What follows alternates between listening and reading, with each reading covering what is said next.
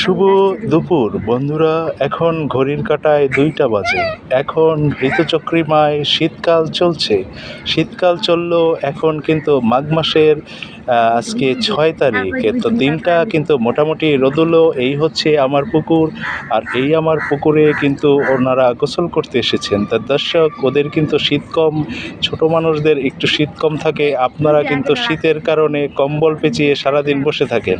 তা এখন আর কম্বল পেঁচিয়ে থাকার দরকার নেই। সবাই চলে আসুন, একসাথে গোসল করুন, গোসলের স্বাদ নিন। তা শুরু করো তোমরা গোসলের অবস্থা। তো দর্শক, দেখতে পাচ্ছেন ঠান্ডা কিন্তু নেই, থাকলে ওরা এইভাবে লাভ দিত না। তো দর্শক, আপনারা চাইলেও কিন্তু যাদের পুকুর আছে অথবা নদী নালা আছে, তারা কিন্তু এই পানিতে, বিশাল পরিমাণ পানিতে অবগাহনের সুযোগ নিতে পারেন।